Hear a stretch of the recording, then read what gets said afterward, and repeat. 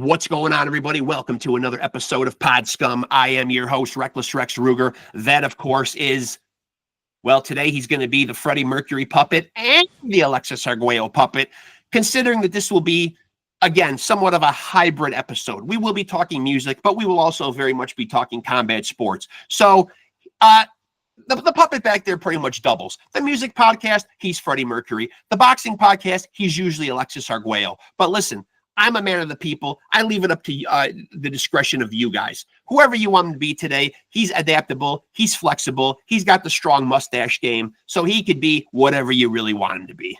That's beside the point.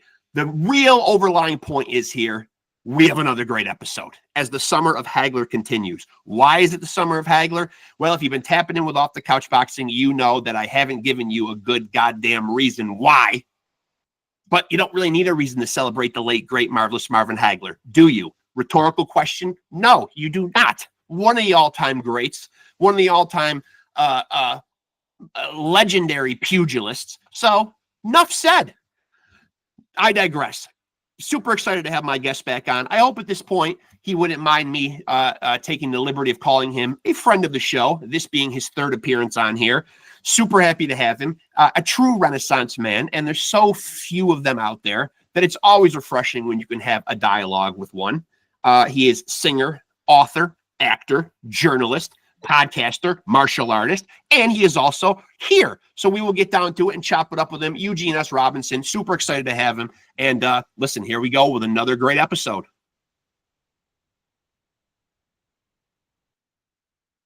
EUGENE! How's it going, my man? Yeah, nice to see you. Nice to see you. I wasn't sure if the light was going to be good enough. Does this work? It works. It works. It's very close up. This is an in-depth, up-close interview with you. Yeah, let's do that. yeah. And so first of all, I'd like to start out with environments have changed for you since the last time we talked. You are now living abroad? Yeah, man. I'm in Spain right now, overlooking the Mediterranean. I don't know if you could. Not a bad view. Not bad digs. Not bad digs.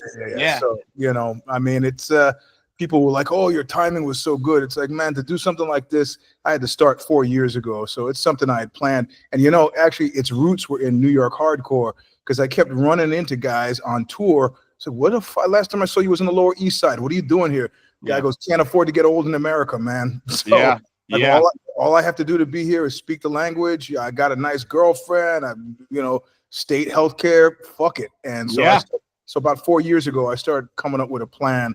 So if I sold my house in the low-income neighborhood where I lived, how much with the money I could get for that? What could I get anywhere else? Went online and was like, "Fuck, I'm doing it." Why would I live in 1,200 square feet where I could go 6,000 miles away and live at 8,000 square feet? Same price. So what's been the biggest pro and con of living abroad that you found so far? The biggest con is, I'm a fucking sucker for pastries, man. And everybody will say, "Oh, the pastries are good here. They're fresh," which is true in Spain. They're great pastries, but I don't want good and fresh, man. I want truck stop pastries. I want Fig Newtons. I want Little Debbie spin wheels, and I can't find that shit here. That's a con. One of the pros is the vibe is like anywhere I go, I'm the most dangerous person. Right. where it's only because I'm an American, man. It's like I'm always armed, and I'm trying to de-act. I'm just somebody cuts me off in traffic. Try not to flip. I'm just it's a new place, man. I'm watching other people trying to emulate and relax before I die from hypertension, Yeah, don't do that. But at least you got the healthcare now. Yeah, exactly, man. It was like I actually had some health issue. My family had some health issue a couple of weeks ago. I did something I would never do in America. Called an ambulance. Came, showed up, and then it was like nobody asked me for any insurance, Jack. It was like, fuck. That's nuts. That's nice. Beautiful. So anyway. And so I'm curious for you, because I always see you doing so many creative endeavors. You got BUNUEL, you do the Substack, you do the EUGENE S. Robinson show Stomper. I'm wondering, out of all those endeavors, where do you find the passion and the inspiration? Are they wildly successful, or do they come from a place of passion? I know doing the podcast, I've really built it from the ground up. It is a labor of love. I imagine a lot of your projects are labors of love too, man. You know, where do you draw the inspiration and the passion from? Well, these are several different things that you're asking about, right? So in terms of financial, what I'm hoping is, I always think about the old blues guys. I just want enough to do the next record, right? Yeah. You know, metaphorically speaking, I just want, you know, and I say that on the podcast. I was like, yo, you guys, I've been doing this since like 2007, but the reality of it is I got a $440 monthly nut on this. Right. And I don't want to pay it all. So if we all chip in, we can, you know, it's a family now at this point, so many years. If we all chip in, we can make it work. If I got to foot the bill for it, I'm a fucking idiot, right? Yeah. So everybody, you know, enough people listen, enough people chip in, so it pays for. That's all. I just want to pay for itself. I'm not looking for any massive profit take on it. But they all fill different needs, personal needs for me. Like, you know, I always kind of get this, you know, like that old horrible fascist expression. When I hear the word community, I want to reach for my gun. Yeah. But I, you know, I do have a need for a community of people who clearly I have a need for a community of people who fucking get it. And I'm not looking hard for it anywhere else in my life. But if, you know, Sunday afternoon, if 30 people can tune in and, like, you know, and these people then show up at shows, we, you know, have drinks together or talk. It's a small community, but it is mine. And like I told somebody on the show this past week, I go, there's a 1-to-1 correlation. If you see me on the podcast and we're having drinks together, it's the same guy. So it's clearly fulfilling some sort of social need for me. Yeah. And I'm not the biggest mixer joiner anyway, right? So I'm a pretty solitary guy. So it's nice to get out of my head and do that, even though it's kind of in my head. So that answers, you know, for the passion. Inspiration is the ruling guide is whatever I'm obsessed with this week. So it's like an exorcism. Got to get it out of my head. What better way to do it than the show stomper? Right. What better way to do it than the Substack? You know, and if it's 7 days go by and I haven't had any, you know, functioning obsession, then I don't do the show. But that's never actually happened. What usually happens is, you know, I'm playing with BUNUEL in London, you know, I get to bed at 2 o'clock. I got to get up at 6 o'clock to catch a plane. And I just I just can't function on 4 hours sleep. 5 hours sleep, yes. 4 hours sleep, no. And then I'll say, look, sorry, no Substack this week. We'll see you next week. Because actually I try to make it good. You know, right, so, sure. Yeah. So there's nothing I'm doing that doesn't give me any pleasure. Right. So it's I mean, the last thing I did that didn't give me any pleasure was working for other people. Right. And you know, I'll accept, you know, a couple of people approached me about some development deal with a book and so on. And I'll say yes to people willing to give me money, but I'm not doing staff meetings. I'm not going to off sites. I'm not doing all that corporate shit that I did for 30 years. I'm not doing it anymore. I'm not into that. I don't want to do it. So I think most people would probably, you know, at least the ones who know that you do MMA, you know what I mean? You know, you're a guy that's steeped in the combat sports world, you know, certainly know your way around, you know, the martial arts that you're a practitioner of. So I think people, you know, as you said, even in that country, people see you as I think, for lack of a better term, an intimidating guy. You know what I mean? Maybe people that know you really well and see the softer side of you, but is there stuff that scares you? What keeps EUGENE S. Robinson up at night? Everything. Everything. You know, I was talking to Harley Flanagan about this, and you know, I said, you know, it's like that line from that Raekwon song, and you know, I'm going to paraphrase because for him, you know, he says the line in the song is, I'm the animal that Hugh Hefner created. Yeah. And you know, I'm the animal that the 70s created. I mean, you know, and if you were old enough, you know what that means precisely is, you know, I'm an offcast from the returning Vietnam, the damaged returning sons of Vietnam, you know. Right. I mean, what happened in New York from 76 to 1980 was all those cats came from Vietnam and they were out of their fucking heads. and that's the city that framed, born, and birthed me. And so whether it's I mean, this is my fathering style. Like, you don't touch that mushroom. I know a guy who touched that mushroom and he died. Yeah. So, and somebody once said, a bouncer friend of mine once said to a guy who was about to throw out, he was like, "See, you're trying to get ready, but I've been ready." Right. And so my goal here is to turn down the volume. I mean, I'm still a dangerous guy, right? I'm a black belt in jiu-jitsu. Right. Took karate for 12 years, Muay Thai, American wrestling, boxing, guns and knives and the whole fucking bit. But, somebody asked me once, how many times have you pulled a gun on somebody? I go, once. And I go, how many times have you had a gun pulled on you? I go, twice. And they're like, yeah, it's not really a cause for being a gun-toting guy all the time. I go, yeah, but the world is a strange place. Yeah. Yeah. So I insofar as possible, I remember every time something bad has happened to me, I've ended up saying the same thing each time. I go, that's not going to happen again. Right.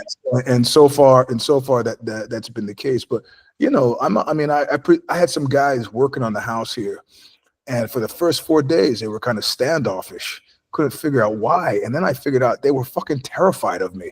These cats are from Poland, because that's the only workers that show up on time in Spain are the Polish guys. And at one point I hear the guy saying to the other guy, he's actually a pretty funny guy. So I'm not a big smiler, I'm not joking around. It's like, get this shit done and get the fuck out of my house. Right. But at a certain point they were like, yeah, no, he's stern, but a good guy.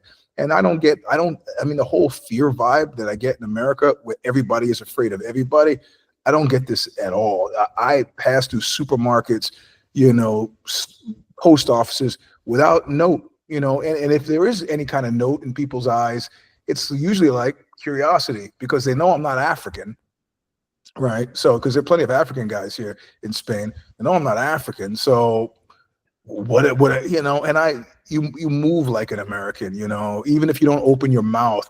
At this point, I'm speaking Spanish to some lady and she starts laughing. I go, "What are you laughing about?" She goes, "You sound like a Mexican gangster." You learned all your Spanish from Scarface. Yeah, oh man, Scarface, that would be Cuban. I've been in California for 40 fucking years, Yeah. So if I'm speaking Spanish, it's because of the stuff that I've heard in my neighborhood or whatever. So, but I thought that was funny. But the vibe, I mean, you don't know until you get here and you think there's something wrong either with you and then suddenly, it takes about 3 days, you realize that confrontation that you're expecting to happen is completely fucking gone, man. Yeah. Yeah. I got gray hair now too. So, who maybe it's that, but I go to a gym and, I'm not cleared by the doctor to do jiu-jitsu again until October, but I've been to a couple of places just to see the place, because I'm trying to pick where I'm going to go. And, guys are friendly and I'm friendly, and I haven't had one hostile interaction here, knock on wood. All right. So it is a more laid back vibe. So with that being said, because it is a more relaxed vibe, has it changed your temperament in terms of your approach to creativity? Do you find it easier to create in an environment like that? That's a good question. Because ideally, how I envision this working is that I would work on my next book when I was here. And, I've only been here, man. I've been here like a month now. So I've gotten a couple of serious articles written, one on this great artist, Julius Eastman, and of course the Substack, which is ongoing. And then I got my monthly column done for Decibel. So, but the book thing, right now I'm still unloading all the boxes of my shit from California. And once I do that, I intend to sit. But musically, man, I'm closer to a lot of the people I work with. Yeah. And their studios here, and people are now who are Spanish are starting to figure out that I'm in Spain. So there should be, and there are a couple of great festivals here that we could play. So I mean, if you're talking about agita and all the kind of stuff that goes into that, kind of comes out of the music that I've made. Yeah, I've been moving away from that for years, right? And like I've said before, let's use an example. If Henry was still making music, Henry Rollins was still making music. If he was still making the music he made in 1984, there'd have to be something either wrong with him, Right. or wrong with us, right? Right. So if I have the thing I'm most excited about. It's called A Bomb a Little Joy, BALJ, and it's with it's all-star lineup. It's got Christian McKenna from Translation Lost Records. It's got a couple of guys from Keel Hall, one of the guys from Gorguts, but it sounds like none of their bands. And a couple of the songs on it are produced and mixed by Justin Broderick from Jesu. It sounds, I mean, it's super. Somebody said it's like a cross between Depeche Mode and Muddy Waters, which I thought. Wow. It comes out in about, you're probably the first one to hear about it because I've not been sure about when it comes out, but the first part of it dribbles out a week from today. And I think when people hear somebody from Gorguts is involved, their mind would instantly go to, that's extreme death metal. No, and when the guy told me, he said, "Yeah, Justin wants to is gonna produce and mix this one cut on it," and I was like, "Man, I don't really, I don't want to use the usual suspects." But Justin's a great friend, and he's heard me over the years, and clearly heard something in my voice.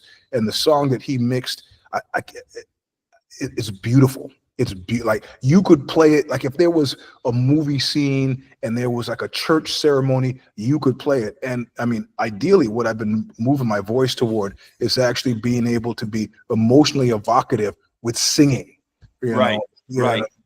Because I'm writing from my head and from my life, and at this point now, I feel. I've been bedeviled by depression, on and off for years. But right now, I feel all right. I'm feeling pretty good. I'm not. This is not a darkness. In other words, I'm not making the same music I made in '84. I'm feeling. Right. I'm feeling all right. I mean, my take is still quirky. And every time I tell my kids use that word to describe myself, they just like lose it. They're like, "That how you see yourself? You see yourself as just quirky?" I mean, but my kids have seen me at my worst. Trying to kill some guy who was, like me and my daughter would say we're walking along San Francisco. She's on my shoulders, so she was young enough to be on my shoulders. And some guy says to me, "Excuse me, do you have any change?" And I said, "No, I don't. I'm sorry." He goes, "You're not sorry." And I just lost it. I'm like, "Oh, fucking girl, fucking right. What's up?" And so my kids have seen me. Right. That's quirky. Okay. Yeah. I think the energy's a little different when you got the little ones with you too. Yeah. I didn't like the guy coming up on me like that, and I didn't like the smart ass talk. So but yeah, no, I mean, it's interesting. So this Bomb Little Joy that's coming out. In the mid, I got 4 more songs to sing on the next BUNUEL record, which will be out the middle of next year. There's Leisure High with me and Bevan Kelly from Blectum. That'll come out sometime next year. So, and these are all different looks and different takes and just different ways for me to use my voice, So, and the next book I'm writing is about, my time in the porn industry. So that should be. That'll be a good one. Yeah. What I think is, what I think is happy doesn't always. I mean, A Long Slow Screw, my first novel, I just laughed all the way writing through that, and it was always strange for me to read people talking about it as being, it's kind of hard. It's a little hard to read. Yeah. And, same with the memoir, people are like, I got to chapter 3, I had to stop. And I know what chapter they stopped on, but it's like, come on, you got to push through that. It lightens up, Right. And that's largely how I feel about my whole approach to art, music, passion, and inspiration. I'm lightening up. So it's kind of, that could change. But right now I'm feeling good about things. So. Well, I've heard people describe who've written memoirs, getting different things out of it. What was it like for you, man? Was it cathartic? Was it sad? Was it a cleansing experience? What was it like for you revisiting all those moments of your life? It was horrible. It was horrible. I mean, I always liked writing, and that portion of the experience was not horrible. But revisiting, I mean, I was at my weakest.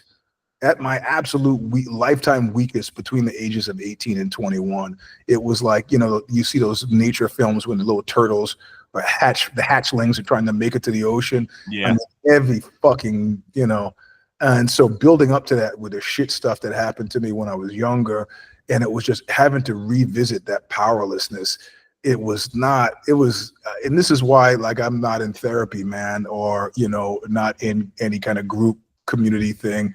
It's like, I don't want to fucking revisit that shit. I'm okay. I've resolved to never let that happen again and moved on. And what was funny though is the people who I wrote about in general, if it was sensitive, I let them know I was writing about them. And only one person who read it has threatened to sue me. And she came at me. She was angry enough to make this threat on email, but she came at me. She was relating to the man that she knew in 1983.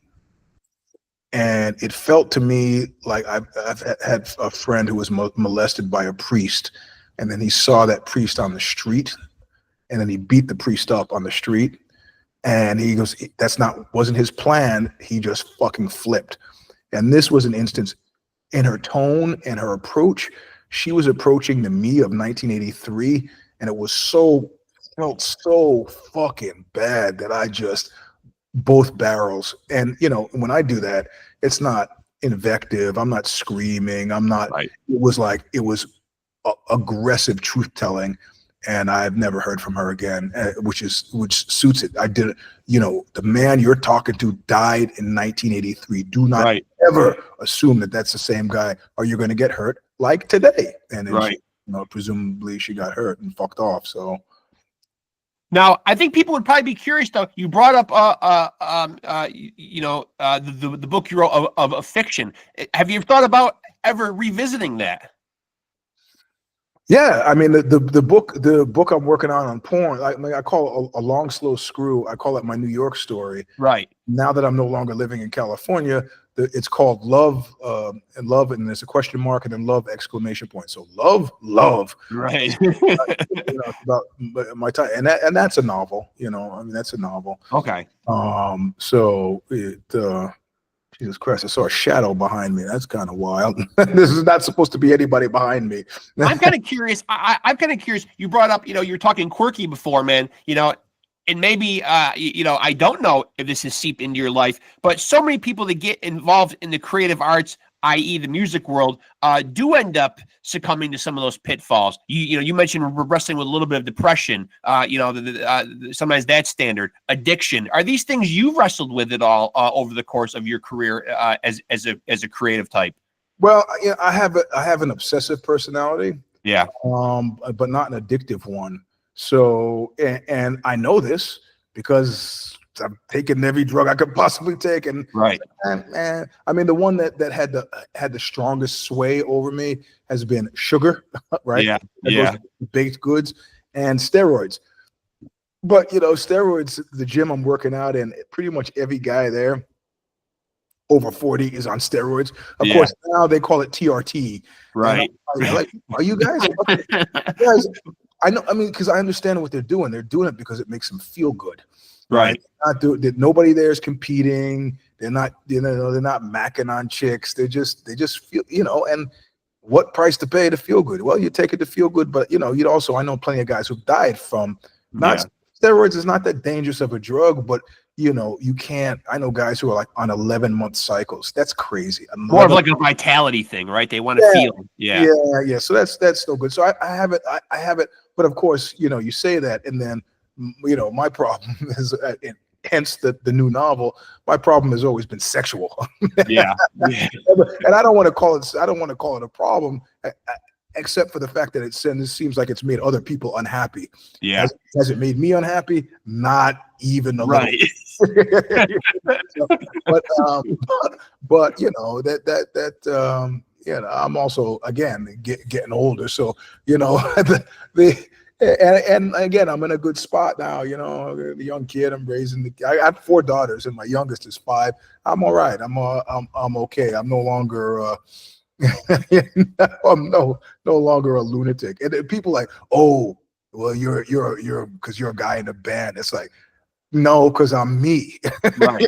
Nothing to do with the band. Right. I mean, after I got divorced, I remember I went to some media event, and this is just an example, right? I'm in a suit. This is professional shit that I'm doing, and I'm standing online. There's an open bar. I'm standing online. I went to get a glass of wine, and some executive from the other company standing behind me, and she's like, oh, I thought I was standing behind Lenny Kravitz.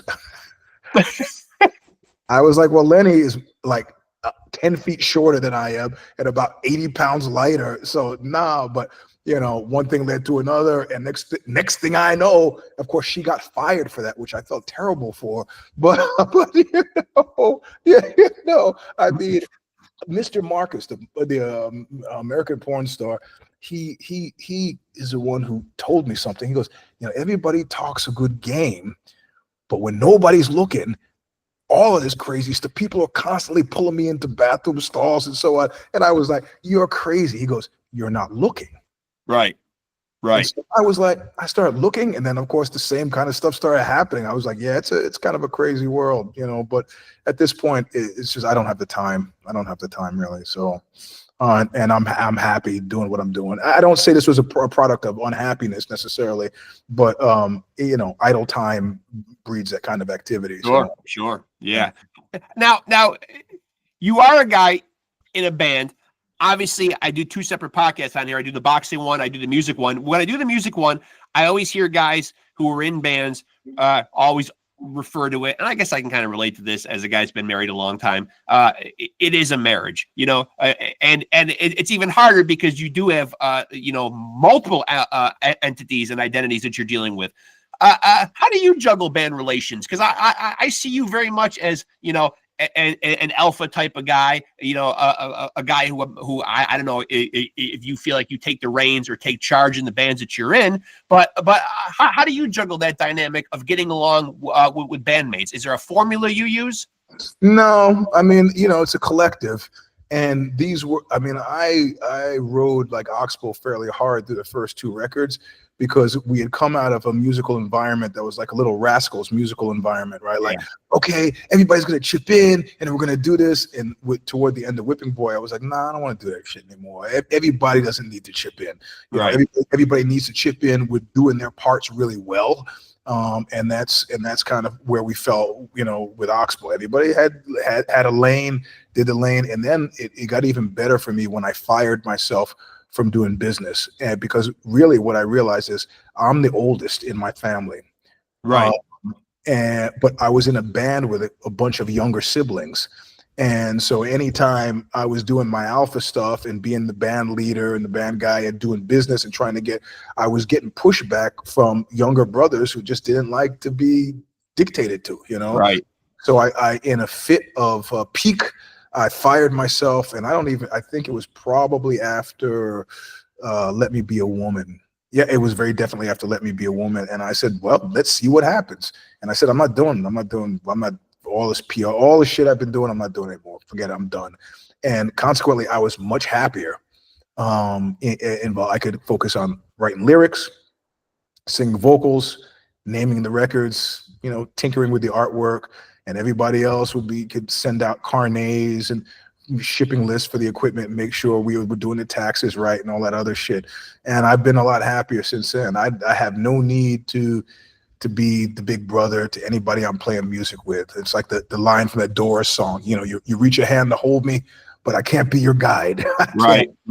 So I've avoided those types of relationships. And outside of that, once you get older, it's no longer that Little Rascals thing of like, oh, we're going to all live in the same house and we're going to be friends and we're going to. I don't, you know, somebody was saying, you know, because Oxbow exploded in 2024. So why don't you just reach out to, and I was like, what, for what? He's, you know, Nico's not my friend. You know, he's a guy, he's a guy I played music with. We don't know. I mean, a long time, yeah, but we're not pals. So, you know, and I think that works best because my understanding at that point is all you got to do is show up and do what you do. And then we don't, I mean, as it happens, it's nicer when you like each other. That works better. You know, I was going to ask that. Does the formula work better if there is a friendship, or is it not imperative? Yeah, I mean, you know, I played music with some people who I really like, and that makes doing the kind of the grunt shit you have to do a little bit nicer, you know. Yeah. But these are, you know, and indeed, the bands I've been in have lasted longer than you know, certainly my marriage. You know, and, I mean, yeah, like I said, you know, at one point I said Oxbow had seen how many deaths, you know, like 1, 2, 3, 4, like five deaths, 2 divorces, 8 kids, something crazy like that. So it was a long-standing thing. In BUNUEL, I mean, we actually like each other, so that really works. Then Oxbow, with the exception of the loggerheads that I found myself at with Nico, we actually generally liked each other as well. But I don't feel a need to be the boss to get. No, I don't want to do that. I do not want to do that anymore. So I mean, up to and including when somebody will say, well, I mean, I'll step in as needed. Like somebody will say, this fucking club owner, he wants to short us $100, and that's my cue. Yeah. This is Eugene's department. That's my cue. Other than that, like I said, that's my lane, and everybody. Yeah. And with BUNUEL, it's great because those guys all speak other languages, so I can just sit in the van and kind of zone out, unless I have a pressing need to pick up French or Italian. So. Now, you guys did drop a new album, Mansitude, in 2025, and I'm wondering, because you've written articles, in various publications. I don't know if any of them have been of the critical nature, but when you look at stuff, though, how the album is received, are you a guy who looks at criticism? How are we being reviewed? How is this album being received? Or do you just put a piece of art out there and just be like, people like it, they like it, they don't, fuck it? No. I'm exhaustive about it. Those people who say they don't care, they're usually making a lot of money. So as long as that money keeps coming in, they don't give a shit.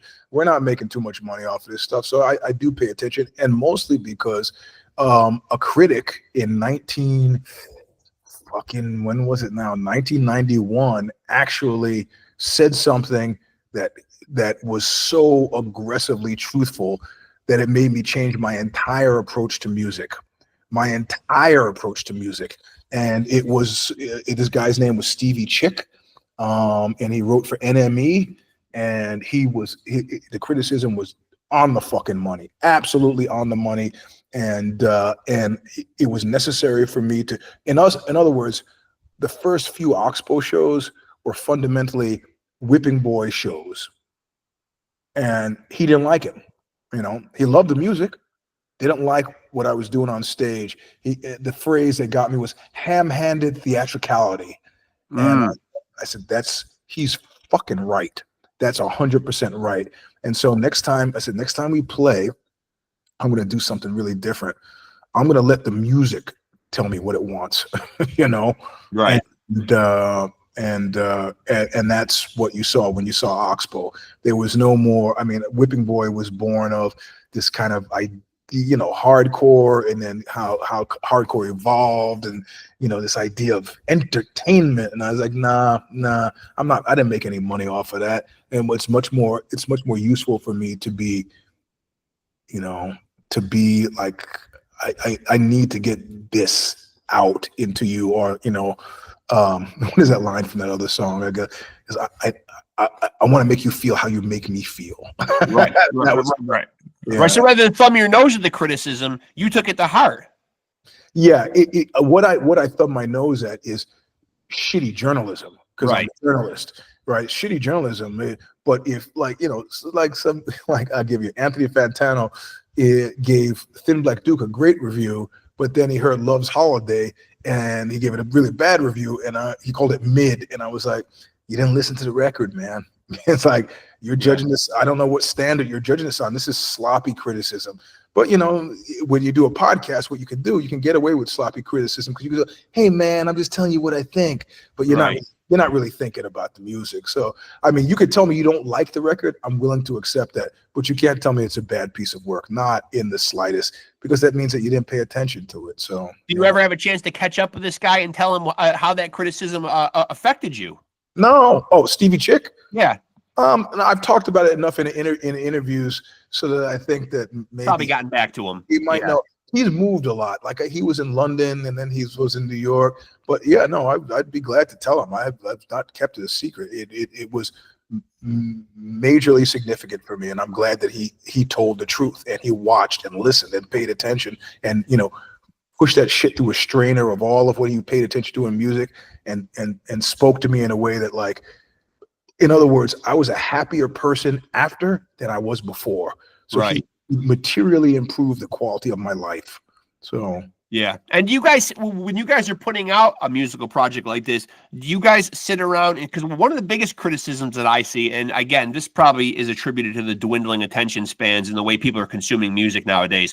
But do you guys sit around and talk about the length of a project? Like I noticed this one is 13 songs, comes in at just under an hour. When I see records get reviewed nowadays, it seems like people don't want a long record anymore. They want shit short, concise, tight.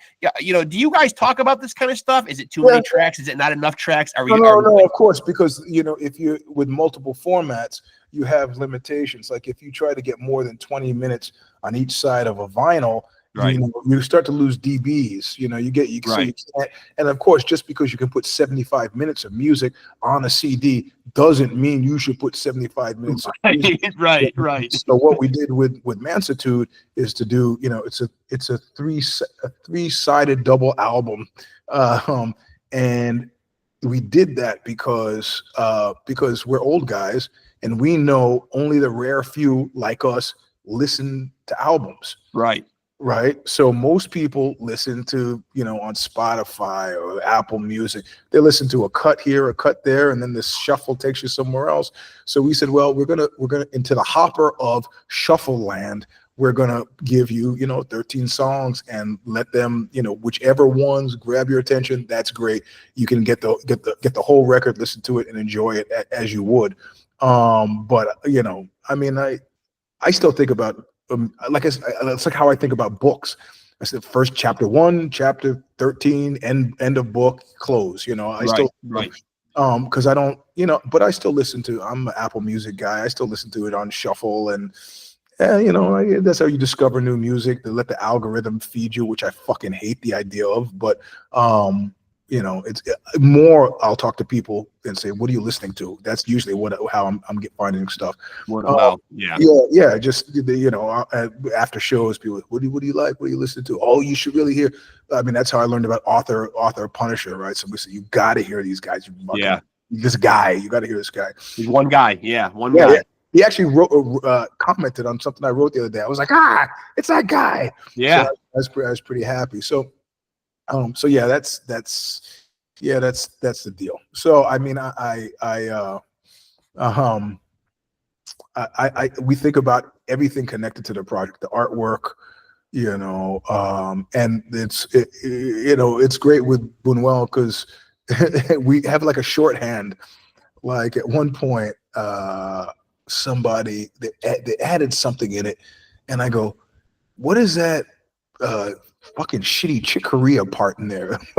And the guy goes, I added that. I guess I'll take it out. It's like, yeah, man, it just sounds like Return to Forever, It's like, okay, we got it. You can play, So it's like, all right, nobody got their feelings hurt. They just took it out. And then, we had they didn't want me to put a gun on the cover of Killers Like Us, which is a record before Mansitude. Right. And the record is called Killers Like Us. That's my gun. That's my kitchen table.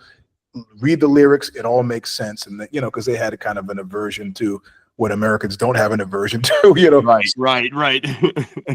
Smith & Wesson Model 2944 Magnum, which to me made a great cover. And they said, okay, fine, so. When you do create, man, like what is typically your creative process like? Because you do seem like such a structured guy. Are you the kind of guy that will say, it's time to write, whether it's chapters of a book or songs? Do you sit down and like treat it like punching a clock, or is spontaneity just kind of hitting you throughout the course of the day and just ideas are coming and you're jotting them or putting them in your phone or whatever? No, I have usually like, what is those things that people have on their tables? Lazy Susans. Yeah. So I'll have a chore wheel in my head. And at this point now, like I usually hear from the guy the editor-in-chief of Decibel today. I usually hear today, but I knew today and tomorrow are going to be really crowded for me. I got a bunch of stuff to do. So earlier in the week, I was like, bro, what's in the new issue? Because usually he tells me what's in the issue. So maybe I've got some story that ties in. And so, I said, Friday, I go, I got to contact him. I got to go there. Saturday, I'm doing the Substack. Sunday, I get the Substack out. I go, boom, let me send him a message to find out so I can get the next thing. It's like, for me, the best sports analogy is baseball. You know, I'm at bat always. You know, right. Always in the batter's box. Yeah. And somebody told me about Nick Cave. He used to have office hours. He used to get dressed, go out to the office. Right. And to me, that's a guy who makes a lot of money. The Bukowski thing, and it's weird that Nick Cave hates Bukowski. He always said, I don't know anybody who was worth a damn who created in peace. So I'm like, okay, I got to get gas in the car. I got an hour from that, but I got to pick my kid up from school. I'm going to write it then. I get it done as soon as possible because I don't know when the fucking train's going to stop. So you got to get it done. Right. Is it scheduled? Nah, that seems really dull to me. 9 o'clock, I'm going to sit down, I'm going to write. Nah. Yeah, not very rock and roll either, you know? Yeah. Well, you know, I don't know. I mean, you got to do what works for you, but my whole approach is more panic fueled. Right. Like I gotta get this shit done because if I don't, nobody else will, you know? It's so weird having you on in a different country too, man, because this is the darkest Eugene Robinson interview that I've ever done too, man. Like I keep forgetting that you're like, hours and hours ahead of me now, because it used to just be like, I'm in upstate New York, you're in California, a couple hours, you know? It's making it difficult. Like the if the shoes fit, the kind of PR disaster show that we do on Tuesday nights. Like, man, I got up a couple times at 4 a.m. to keep it the same time that we had done 7 o'clock California time. But man, I can't. That's hard. That's hard. 4 a.m. is tough. Yeah. So and what are you finding? What are you finding to be? I'm 52 years old right now, man. What are you struggling with the most as you become an older man? I'm obviously struggling with the 52-year-old prostate and getting up 3 times a night to fucking piss, which is not fun. But other than that, it seems to be going relatively okay, man. How's aging affecting and or changing Eugene Robinson? You know, aging will sneak up on you unless you have these like shock factors, right? And I had surgery back in April because I ruptured my quadricep tendon. Yep. And that's puts a fear of God in you. So I did my physical therapy religiously to get, I said, no way. I'm not putting myself 18. Last time it was on my left leg. I was like 38 and it took me 18 months. I go, I don't have fucking 18 months. Right. I not only did I follow all the directions, I asked my surgeon, I go, what about, and I gave him a list, MSN, bromelain, NADS, BPC 157. These are all like and he goes, oh, those things don't fucking work. And I go, yeah, well, in CrossFit competitions, they're busting people for BPC 157. It's a peptide, an amino acid peptide you just inject into the injury site. He goes, it doesn't work. I go, okay, buddy. And so after the surgery, because I had a 3-week tour coming up with Today Is the Day and Lydia Lunch and Bunuel did. And I'm like, I can't. So I started right after the surgery. I religiously did all of the physical therapy. You know, I took the bromelain, I took the MSM, I injected myself with BPC 157 in the knee. And when I went back 2 days before the tour started to the doctor, he was like, you've healed amazingly fast. And I was like, yeah, of course. Yeah. I'm taking all this aftermarket shit that you poo-pooed. So I'm, and plus, like I said, my youngest is 5 years old, man. I gotta stay vital to protect at least until she's, up to college and out of college. So, is that frustrating when you're trying to tell a doctor, man, that, hey, I've got some insight on this, man, and they just won't bend though, man? Because I work in healthcare. My day job is as a nurse, and doctors do tend to be a little obstinate, a little narrow-minded sometimes. You do get some that think outside the box, and obviously there's some that are willing to be receptive to more holistic approaches, or alternative treatment. The doctor's the person in front of them. Yeah, and this guy has no idea. I mentioned I tell him, I do Brazilian Jiu-Jitsu 7 days a week. And, he's probably thinking I'm doing like hi-ya, karate. Right. Jean-Claude Van Damme kicks and stuff. Yeah. And then he's like, and I'm in a band, and he probably envisions, I don't know, Eddie Vedder or something. I said, no, man, jumping off the speakers and I'm pushing it. I'm burning the candle on every single end, and I need to be physically in shape to do that. I'm running up hills with bags of gravel. I'm doing, CrossFit competitions. I'm doing weightlifting. I'm doing swimming. The only thing I need to do more of is stretching, and I've actually started to do that because I've had aches and pains that are actually not going away from surgery or from BPC or from any of these other things I've been taking. So now I said, okay, the last piece of the puzzle is stretching. And who wants to, I get an hour and a half workout with the weights or with jujitsu, I'll fucking stretch afterward, but I've been doing it for about a month and it's really making me feel a lot better. But but I don't have any,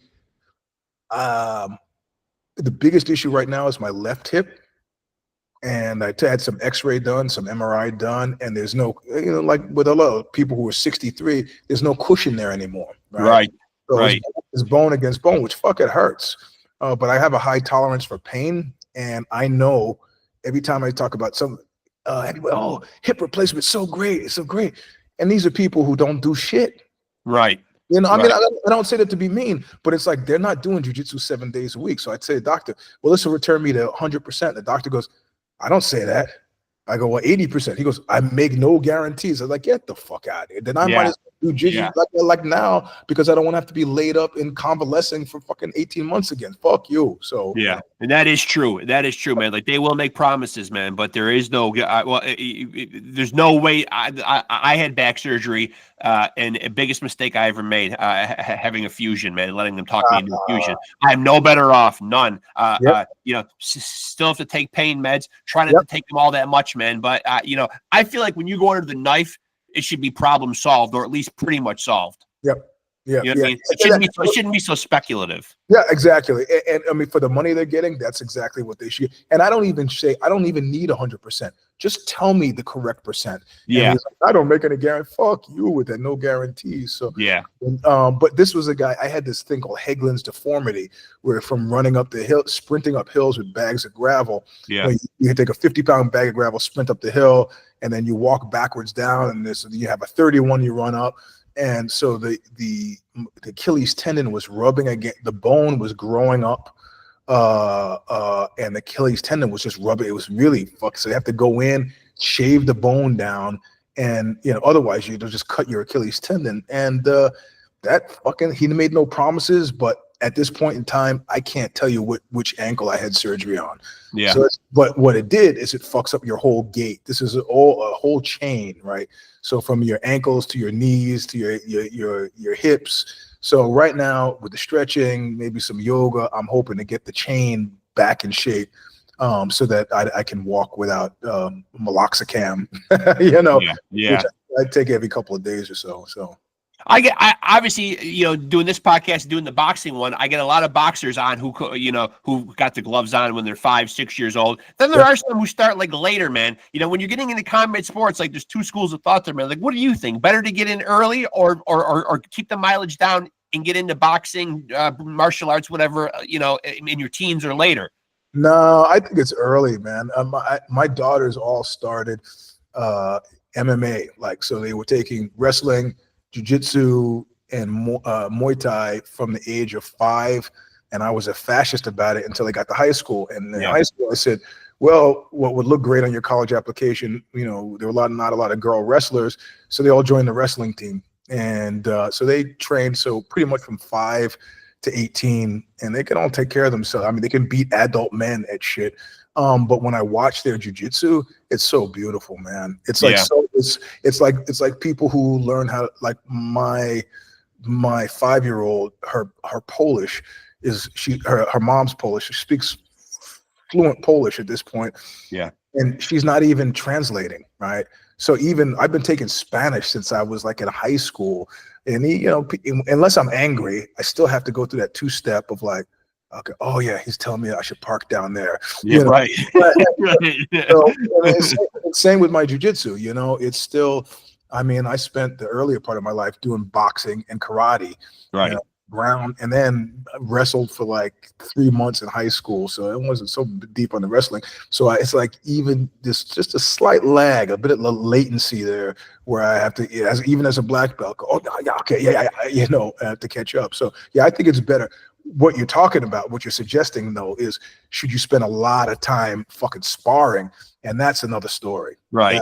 That's another story entirely, you know. Yeah. On the boxing end, on the boxing end, man, getting into early, man, you know what I mean? Then suddenly you're in your 20s and your 30s and you've got all these rounds underneath your belt. You know? That's something else. But training for it, you know, I mean, I'm always like, I don't know too many old wrestlers, man, because wrestling just rips your body up. But I know a lot of old jiu-jitsu players. And then I say, well, boxing, like, I know a lot of old boxers who still like get in there. And it's usually because they have to fucking diet, man. And like, you know, as I'm 63, I don't want to fucking diet. Yeah. And that's why. Yeah. My last jiu-jitsu competition, I think I dropped down to 202. And I said, what the fuck? There were like 4 guys in my division. Is this pointless? My walk around weight is 220. So like, why am I gonna drop down to 202? I'll just go, you know, absolute, just open class, absolute, whatever. And at this point now, I don't even compete, because how many guys who were born in 1962 are competing in Brazilian Jiu-Jitsu? Right, not many, not many. You know, I'm not paying the money to go. And of course, you know, I could go open class and then fight, you know, 25-year-old kids on steroids. I don't want to fucking do that either. So, you know. So we do see so few, and I've been saying this on the boxing podcast, you know, for the last month, and asking guys, of course, their opinion and to weigh in on Canelo and Crawford, which we just saw. Don't see a lot of super fights. Maybe the last one was Floyd and Manny, that you could really call a true super fight. But that fight was promoted by Dana White, which I know a lot of the people in the boxing world are a little skeptical about him getting into the boxing world, man. What's your take? And I mean, maybe you said this, you know, and gave your synopsis on him before, man. But what do you think of Dana White as a promoter, as a person?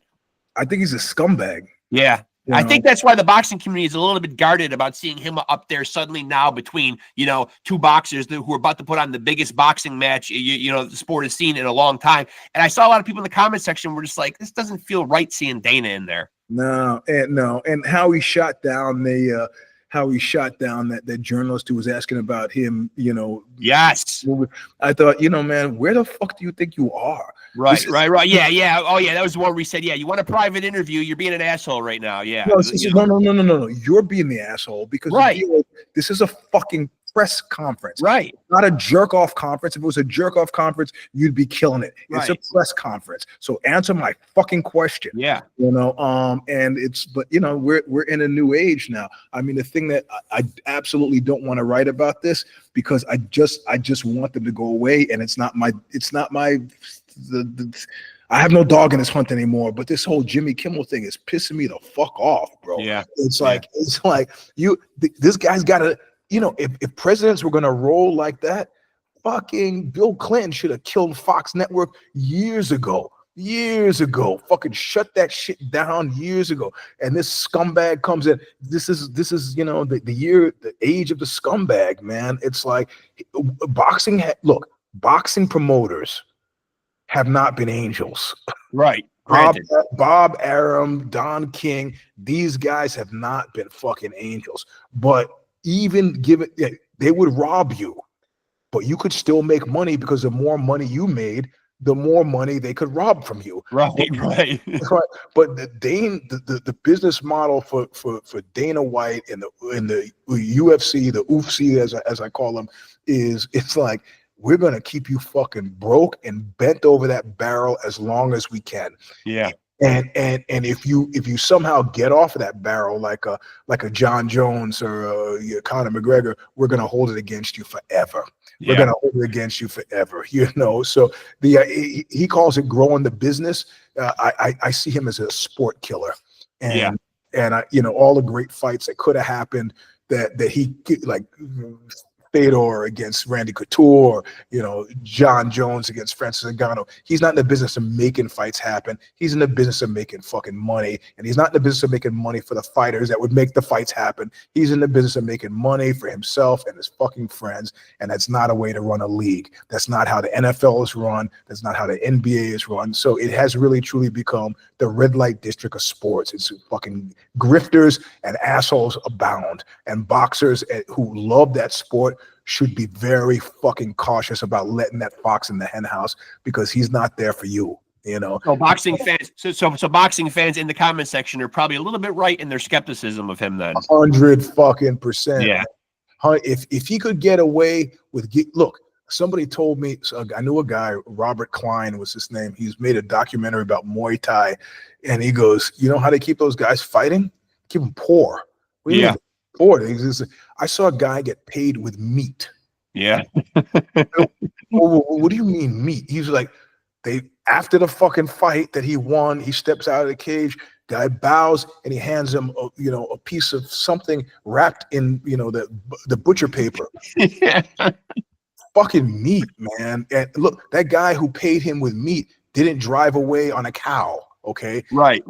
Away in a Mercedes Benz. So fuck these guys. Dana's got a $36 million beach house. Fuck him, man. Right.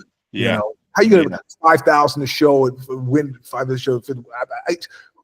10 grand. You do understand how taxes work in America, right? Right. And I think the boxing community is a little guarded too, man, because he also in his promotional company is partnered up with Turkey Al Sheikh. And I don't know how boxing fans at first took even Saudi Arabia becoming big players in the boxing world. They got the money. He does seem like he's done some good things. He's doing away with pay-per-view. He is trying to get the best to fight the best. He's really making good cards. You used to see a boxing card where you'd get a great main event, maybe a great co-main event, and then 2 or 3 so fights. He is trying to stack the cards a little more, but I think people were even a little skeptical, even about the intrusion of Saudi Arabia in the boxing world. Now you've got Turkey Al Sheikh, who's kind of getting accepted, but then starting this promotional company with Dana. I don't know. That might lose him some credibility. No. We're not. I know a guy, and I won't mention his name, and he went over to one of the first ADCC things. It was in Saudi Arabia, and he was rooting for a guy. He's like screaming. He was a coach, and he was coaching. And somebody came over to him and said, "Hey, can I talk to you for a minute?" And he's like, "Yeah." I said, "Your guy is fighting the Sheik's favorite guy."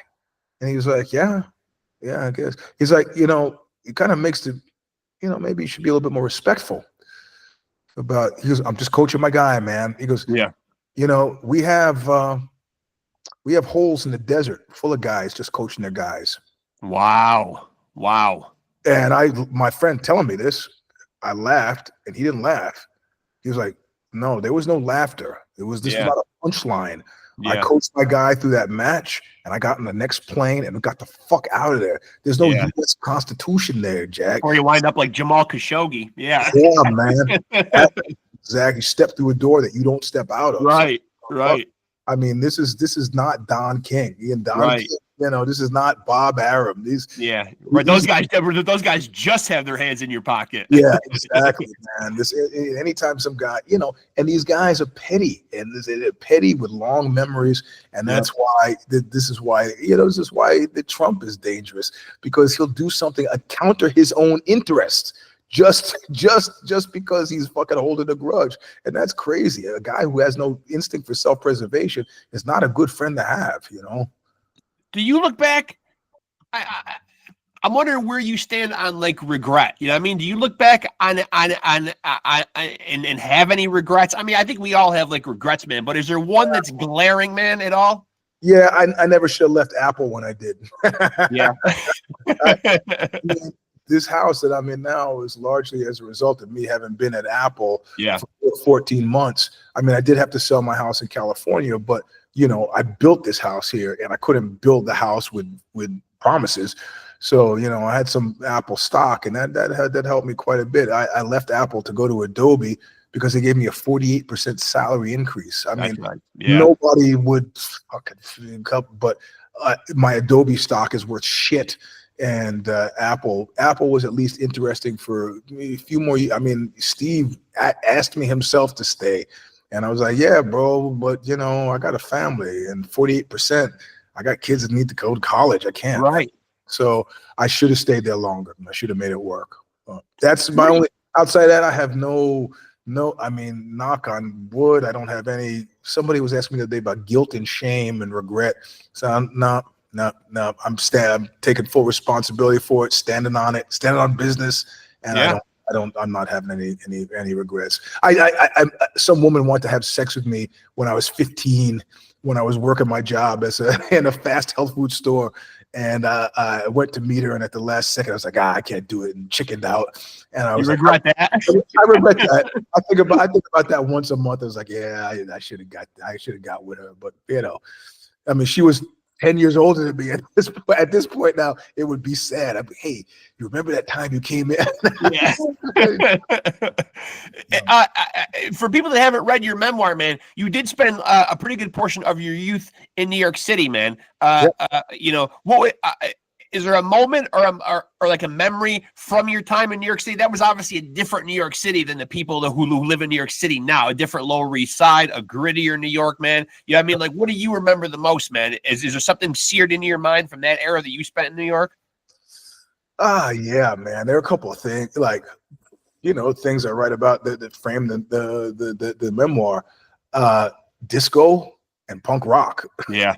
Like, that was the fuck, bro. That was just such a great time to be there. Such an absolute great time. And, you know, I have family there, so I keep going back.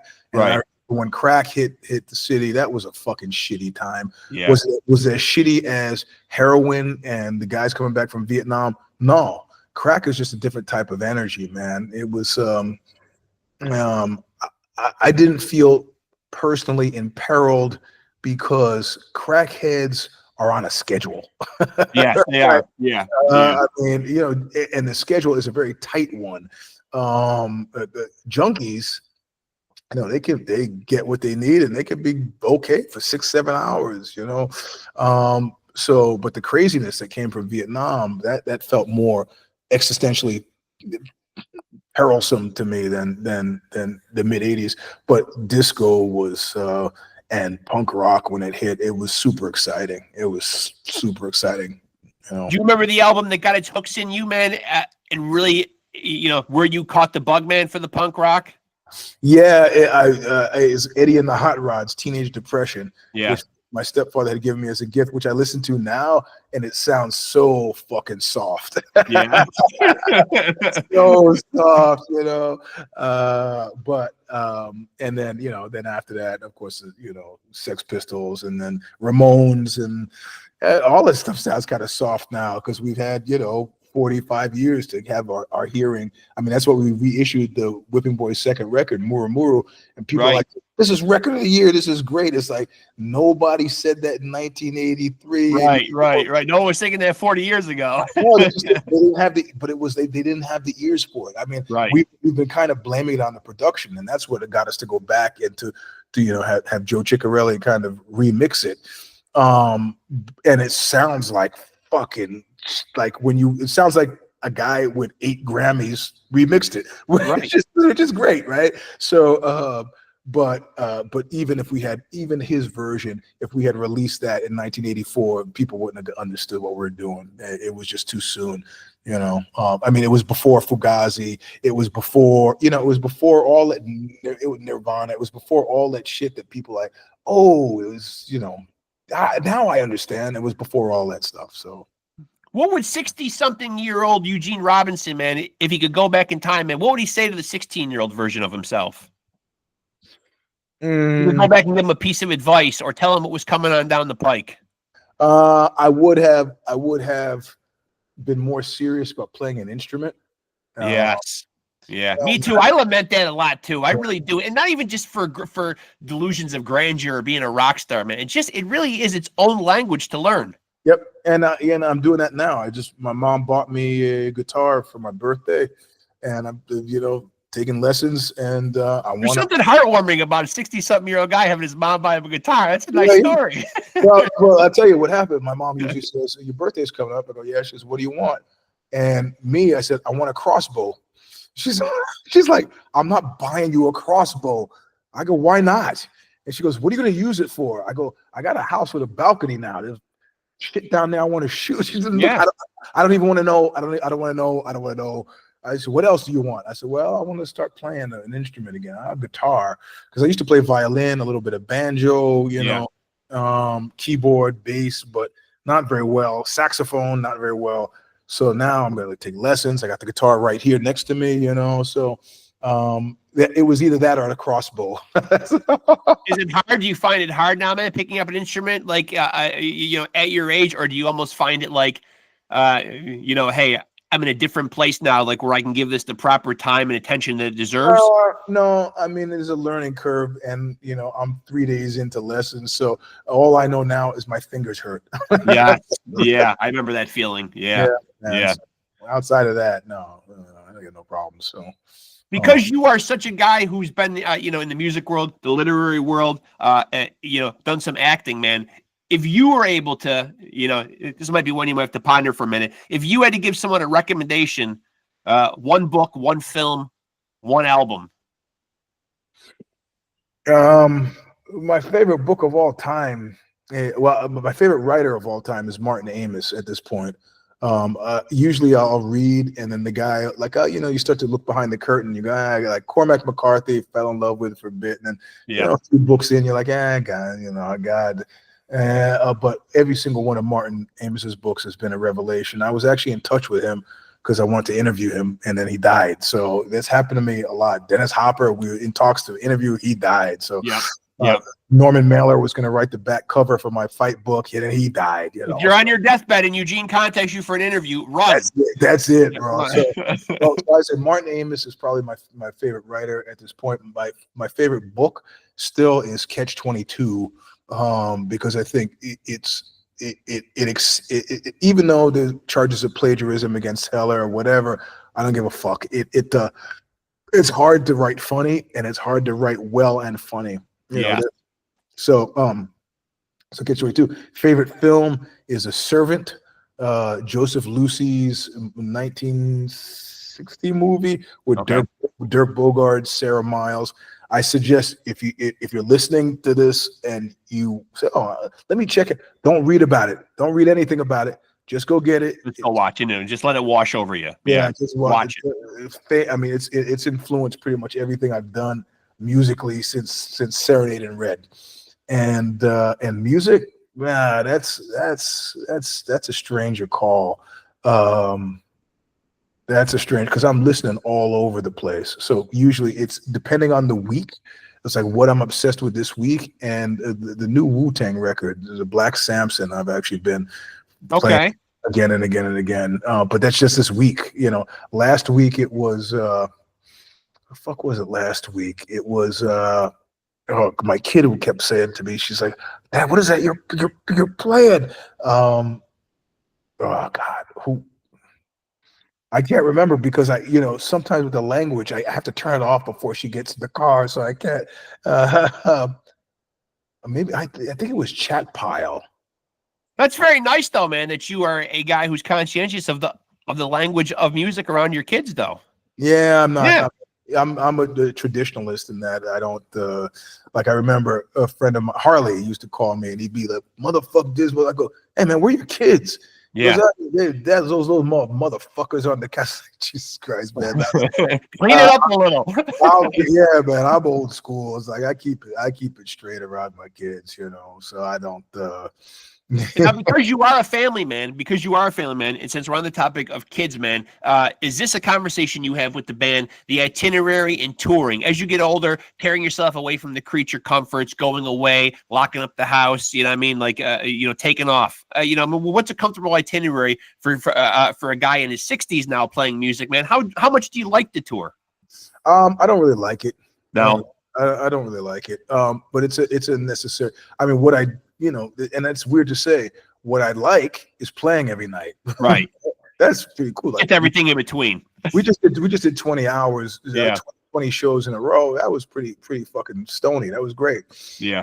Getting in the van and being away. But you know, I did a book tour last year, and I took my youngest with me because book shows are during the day.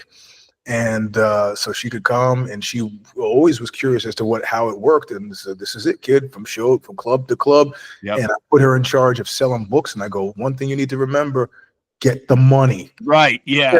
And I said, "This is what a 20 looks like." COD, kid, cash on delivery. Yeah. And I actually think I sold more books because she's so cute. People want to sure. Capitalize on that. Yeah. But music shows, she can't. It's too loud and it's too late. She can't participate. So I don't like being away. I mean, the longest tour I ever did was 12 weeks. Yeah. And, we were pretty fucking. And we ran into McCluskey that tour, and they had done 4 shows in a row, and they were like outraged. We just laughed like, we just did 17 in a row. What are you fucking talking about, man? Yeah. I hear a common number on here with guys, man, like where they're stretched, man, after 3 or 4 weeks, they're ready to go home. Yeah. So that pretty much that's the way we do now. We do, because otherwise you start to, you can't, the idea is to figure out the sweet spot where you're making money and not losing money.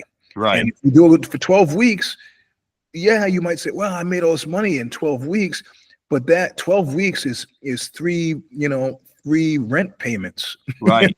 Right. So you're not really making money. You got a lot of cash, but you got a lot of cash. I mean, the only way you can do this is if you have another job.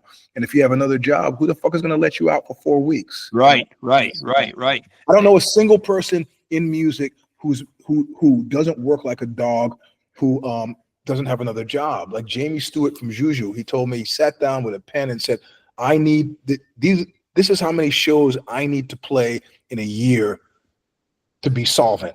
And that's about 7 months. He's got to play 7 months of shows to live the remaining 5 months without worry. Yeah. And Lydia Lunch, she's just like, fuck this, I'm not. And she's like playing continually, constantly. This is my job. I got to do it. And I'm like, I don't want to, just not something I want to do. He's like, I don't want to do it like that, So right now, if I have money to put out the next record, that's cool. And if the tours pay for themselves, that's cool. But yeah, being in the van, I'm not fucking. Yeah, anyway, because now the way I have to do it is I can't talk between shows. Right. I'm really babying my voice. I don't want to end up like Steven Tyler blowing out the voice. So I'm just kind of sitting in the van. I read in the van, and every now and then, I'll talk. We generally don't listen to any music in the van. So, so is it mostly just rest? Is that the voice care that you kind of ascribe to at this age? Like just rest? Because I know guys have different formulas, warm-up exercises, tea, honey, all these different techniques that people use. Yeah, I have a sister who's a singer. She's like won a Grammy and stuff. So she's giving me some breathing exercises, and they're like take magnesium afterwards. The things that you can do to kind of, but yeah, not talking in the van is a big one. And getting sleep, but sleep is hard to get on the road. So yeah, absolutely, yeah. But the last tour that Oxbow did before it blew itself apart was great. When you get up in those upper echelons, like touring with Bungle and Mike Patton, they've got it's organized and down pat. It's like not, you get to bed on time, you get up at time, you get to the shows on time. I mean, that's ideally the way it should be done. But still, none of those guys want to tour for 6 weeks. So why tour for 6 weeks? And at this point now, everybody who is in my neck of the woods, like Aaron at one point said, we did a 6-week tour with ISIS. Aaron's he's now in Sumac. He's not doing 6-week tours anymore. Right. He's got a kid, got a wife, he's got obligations, can't do it. So just enough to sell a record and then on to the next one. So in actual fact, this is where festivals are much more useful. Yeah, I would imagine. You could play a festival and play in front of 6,000 people. So it's good for everybody, right? Yeah. The audience, it's good for the band. It's solid, I'm sure all your creative endeavors all kind of scratch, a different itch. Obviously, you get out what you get out musically. You get to get your views, your opinions out on your, on your podcast. I guess maybe this is playing devil's advocate, but is there one creative medium or outlet that's the most satisfying for you? I don't know. Is that fair to make you rank them? Because obviously, obviously you get to get out what you get out. I watch Show Stomper. You know what I mean? You get to get out your views. You get to a singular focus. You know what I mean? You're not being interrupted. It's you talking to the people who are watching. But then the music thing has got to be probably gratifying and satisfying as well. Is there one that really scratches the itch the most? Yeah, I mean, the thing, wherever you have this is why the ages of 18 to 21 were so miserable. Wherever you have the greatest amount of agency is where you're going to be happiest. Yeah. A buddy of mine was sick of listening to me moan and groan as senior year of college. We were roommates. He was like, shut the fuck up. You're complaining all the time. He goes, this is the best time of your life. You're around more people your own age than you'll ever be. You don't have a job. You got covered by health insurance. You don't have all these.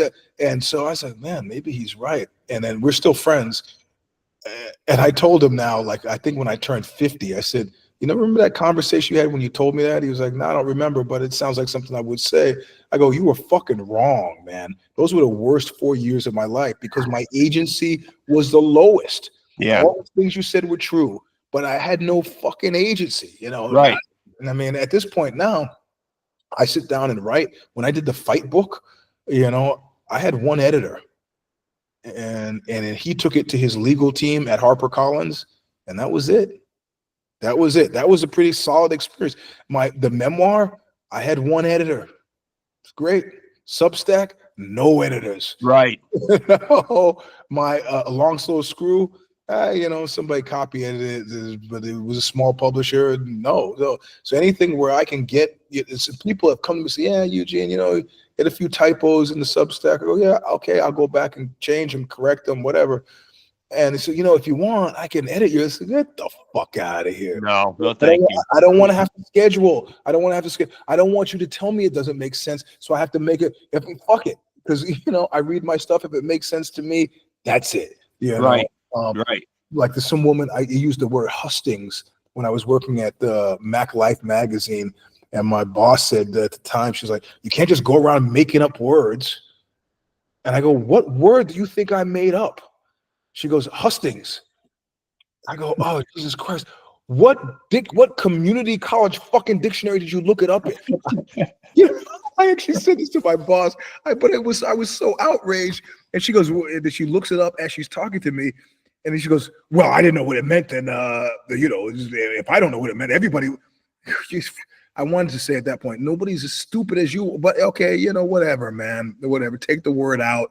But yeah, the thing that the Substack gives me the greatest amount of pleasure because nobody's editing it, nobody's there. But I mean, and it makes money. So all those things combined together, even though this one last week on Charlie Kirk, even before when I said that I was going to write it, people started loading on right away and attacking me. And of course, Booby, who used to be the drummer for Anti-Warfare, the hardcore band in New York. Yep. He's from Soviet Georgia, and his attitude was, a lot of anti-Semites in Russia at the time, and certainly in Georgia. He's like, Eugene, anybody can say anything they want to me. Yeah, but they put their hands on me, and then I got to kill them. That's a problem.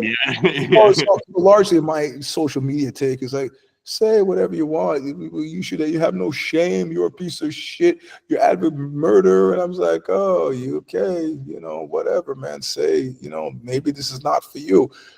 So this is, this thing has drawn a lot of heat, but at the same time, it's maybe a lot of money. Right.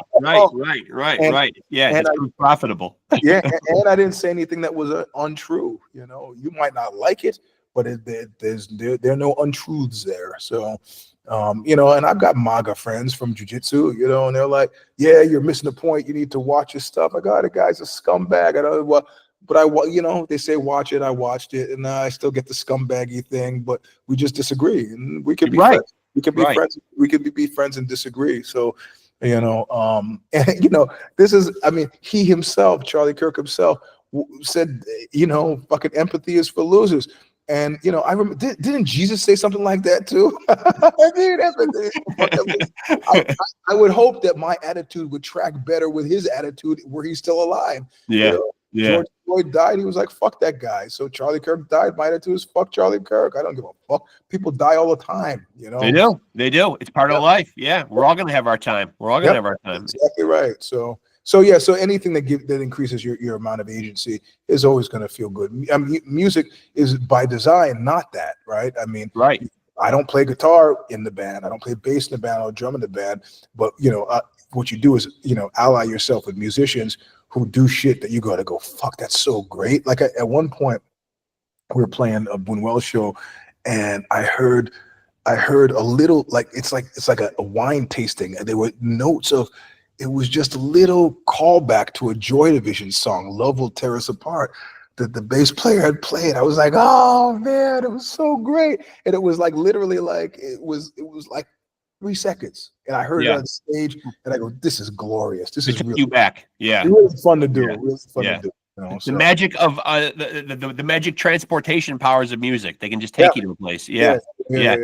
And now when BUNUEL puts out an album in 2025, it seems like when people are putting music up on these platforms, anybody can get the music out there. Whether or not anybody cares, I guess, is a different story. But it seems like, especially with smaller projects, EPs, singles, it seems like it's a get stuff out there before yesterday's news or forgotten about. How fast do you guys as a band, I know you put out an album this year, how fast do you think about the next project? We got to get something out again.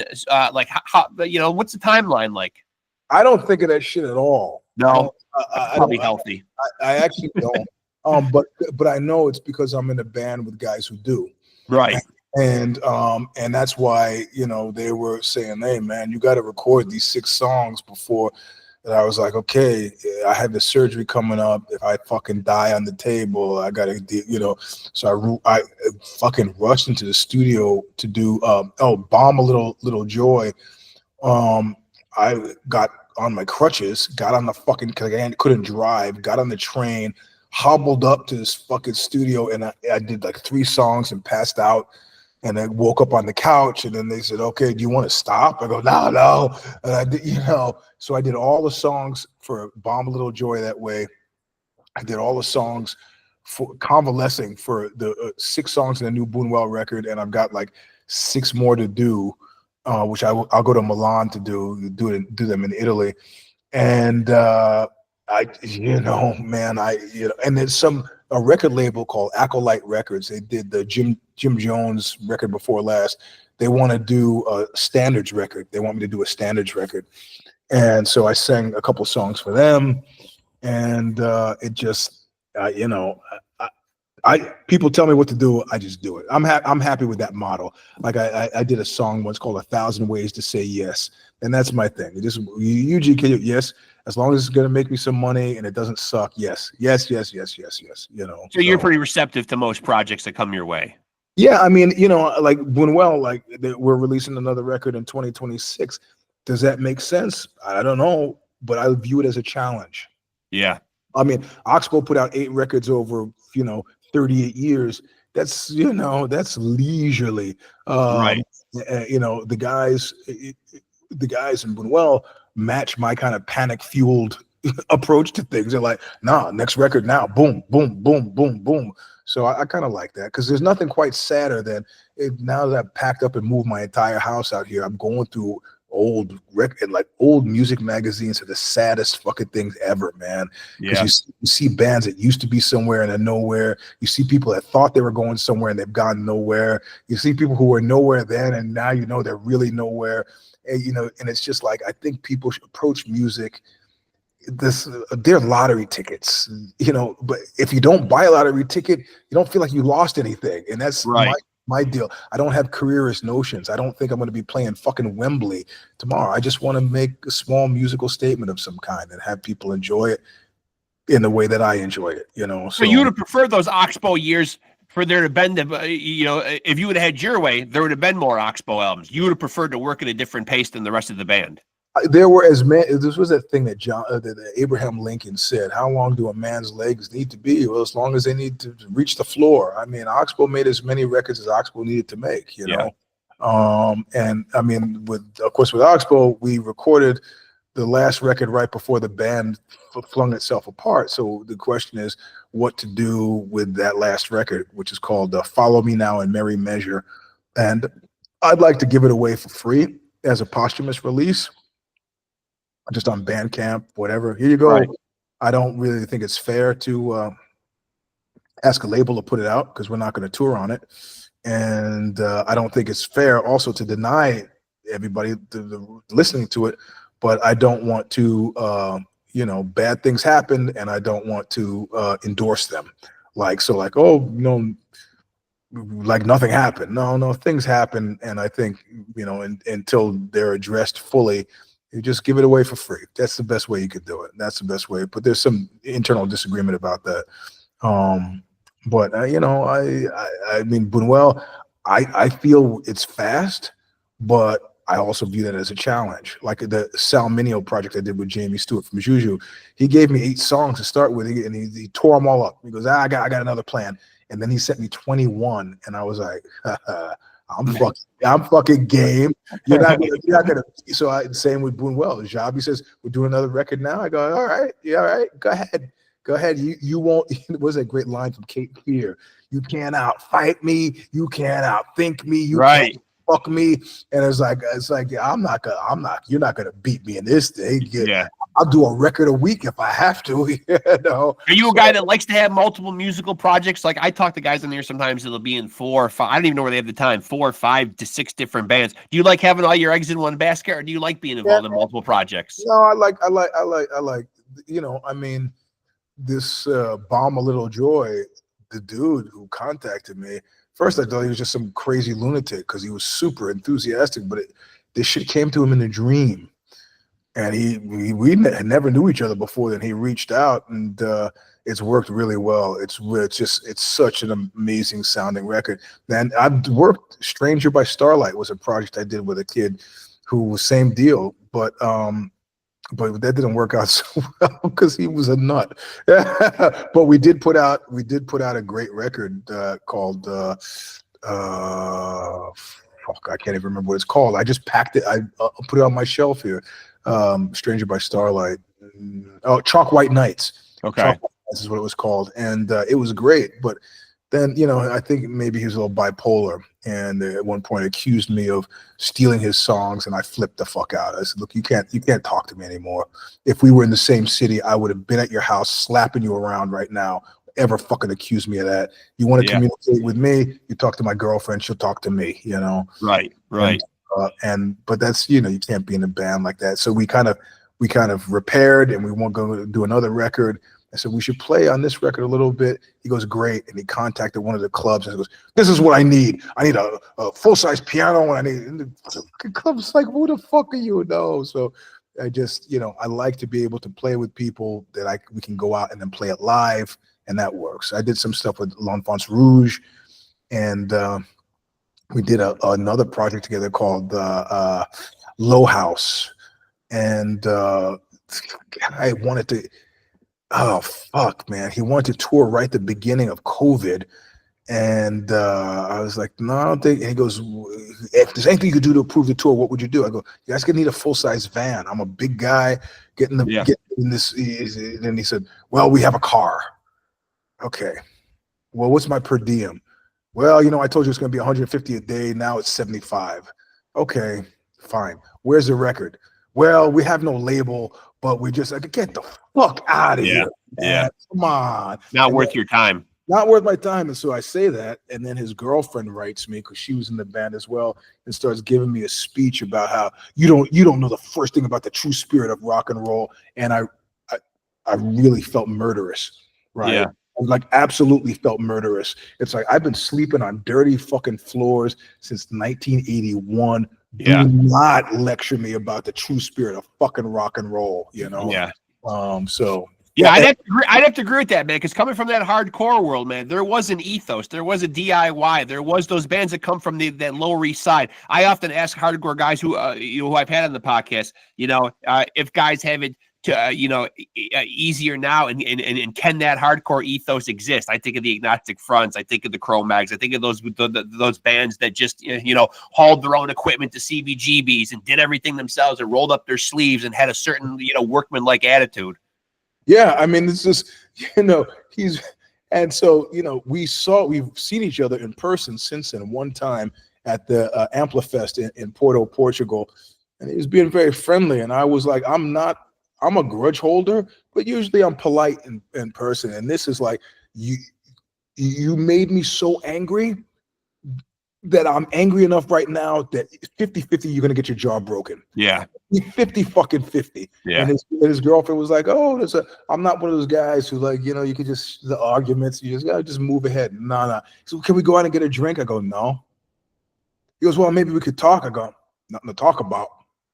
And I the only reason I wasn't out like aggressively hostile was because I want to get the music back and remix it and put it out because it's great. Right. I just don't want to fucking play with assholes, But at this point, he and his woman who were doing the true spirit of rock and roll are like in Tibet where they'll go into a coffee shop and go, hey, can we play for coffee? Is that the true spirit of rock and roll, you fucking prick? Right. So, yeah. Right. At the end of the day, you are trying to make your nut, and you would like to get some bills paid. You know what I mean? Like, sure, spirit of rock and roll be damned. I mean, that's all great and everything, man, in theory, man. But I mean, it's a living too.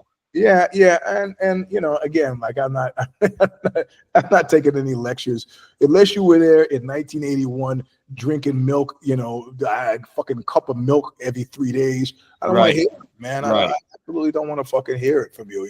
I mean, it's not like I've stopped sleeping on dirty floors.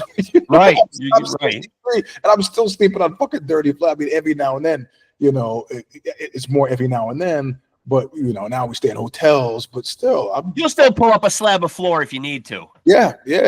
And that's you're not above it. You're not above it. No, and that's helped me in life in total, man. Sure. This house I'm living in now is like the first. I've lived in an apartment very little. I've always had a house, but my mom told me at one point, she goes, "What you got to do is you got to buy the best house in the worst neighborhood you can find." Yeah. And so in 1987, fresh with that Leonard Part 6 money. That built that worst movie of 1987 I was in with Bill Cosby. I bought a $120,000 house across the street from a crack house. Yeah. And was my entry into real estate. And but even that house, I couldn't afford furniture, so I had roommates. So whatever shit they brought, this is like the first house that I've lived in. I'm 63, where I've actually thought, oh, when you see people who have nice houses, they actually like bought shit. Like, right. So I had to take all my books out of milk crates where they were, because now I have bookshelves. It's no longer a house; you're creating a home. Yeah. That's the thing. So, but the punk rock thing served me well, man. I could still have my box. If this shit went away tomorrow, I could still have as long as I get my books in milk crates or on the floor piled up, whatever. I'd be happy. Yeah. So before I let you out of here, I do want to let you, certainly tell people, man, where they can find you, where they can tap in, man. So take the projects in any order. So if people want to tap in and find out what's going on with BUNUEL. BUNUEL is BUNUEL the band Bandcamp. That's the easiest and cheapest. Okay. In the States, it's Skin Graft Records. Okay. And overseas, it's Overdrive. But BUNUEL's got 4 records out. So Mansitude has gotten much greater reach than any of the other records, 3 records. But do know if you get Mansitude and you like it, that you got 3 others out there that are siblings to it. So that's how you find that. Look What You Made Me Do is the EUGENE S. Robinson's Substack. Yep. And you can read it for free if you're a cheap son of a bitch, or you can pay a little bit of money or do whatever you want. The EUGENE S. Robinson Show Stomper is on Sundays. Now, what time do I usually do? I think it's about 11 o'clock on Sundays, 11 a.m. California time, because now I have to adjust for Spain. Yeah. And if the shoes fit is Tuesday, usually Tuesdays, and then I do a I just remembered. I do a business podcast called Bad Boss Brief, and I have to record another one tomorrow at 8 a.m. I think. So, And where do people find the podcast? Like if they want to watch Show Stomper. it's a YouTube show, and also there's a Substack page for it that you can watch it free when it's live. Yep. But if you don't watch it live, and there's a pretty active commenting community there, if it's live, then you have to subscribe to it to get anything other than like 20 minutes of it. So yeah. But it started out about MMA, but as I've gotten less interested in MMA because I've gotten less interested in Dana White, yes, it becomes about more, life and other things. So entertainment, life, music, art, fight, so. And since I've had you featured on the music podcast, I did say before you got into the room here, though, man, that it was kind of a hybrid episode because we would probably talk some combat sports. So, you usually I have guests either on the music one or the boxing one, but you did forewarn our boxing community, beware of Dana White. So yeah. I mean, but you don't have, and I'm glad somebody who has an eye on MMA, man, is actually saying that, though, man. And the boxing community ought to just be aware that that it's a slippery slope, and we got to keep an eye on this guy as he makes his foray into our world. Also, you did it to yourselves. You did. Yes. I mean, you saw Bob Arum getting old. You saw Don King getting old. And you saw that fucking Oscar De La Hoya maybe is not the best steward, given his chemical issues. So, somebody was going to rush in and fill that vacuum.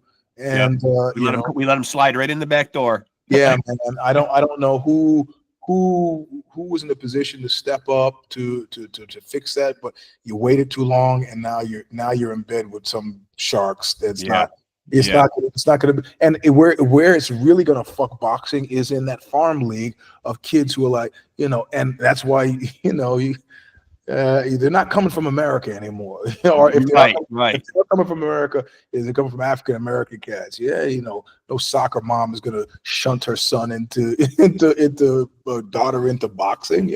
Right. So, right. But the business end of it, you should never have let that get away from you. You're gonna regret it. Young fighters proceed with caution. Yeah. If there's any deals dangled out there or contracts or whatever, just know what you're getting into.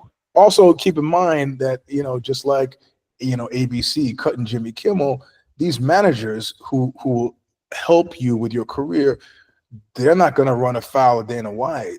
So somebody's going to get fucked in that exchange, and if it's not either one of them, it's going to be you. So yeah, exactly. And I only say that and make that point, man, because as much as I love having the OGs on, and I have had lots of legends on the boxing podcast, the Boom Boom Mancinis, the James Tonys, a lot of those kind of guys. I do love to give a platform to guys that are 8, 10, 12 fights into the career. I have a lot of young fighters on, man, who are happy to have that platform, happy to do maybe their first interview, their first podcast, their first foray into the media side of boxing or whatever, man. And I do say it on my podcast time and time again. It's nice to see that the sport is in good hands, that there's good young guys that can be ambassadors for the sport and carry the torch forward, man. A lot of guys with not only physical skills, but that really seem like they're good, poised young men. I just don't want to see them get eaten up in that world, Hey, do you know Mark Kriegel? Yeah, I've read several of his books. Yeah. I went to high school with this guy. Well, he went to high school with me. Yeah. He was younger than me. Yeah. And at one point, it's really funny because he was like super into boxing, right? So he still is. He's on the commentating team quite a bit on some of those fights that are on like the Zone and stuff. Well, the funny thing is, it's like I've known this cat since he was 14, but I haven't known him since he was 18. Right. So in those cases, like, and I could see it happens to me, right? Like the people who knew me from hardcore very rarely listen to whatever I've done from outside of hardcore. Right. So like I got guys who all they know is that cut on Maximum Rock and Roll. Yeah. That's all they know. They don't know anything after that. That was like 1982. They don't know anything I've done since then.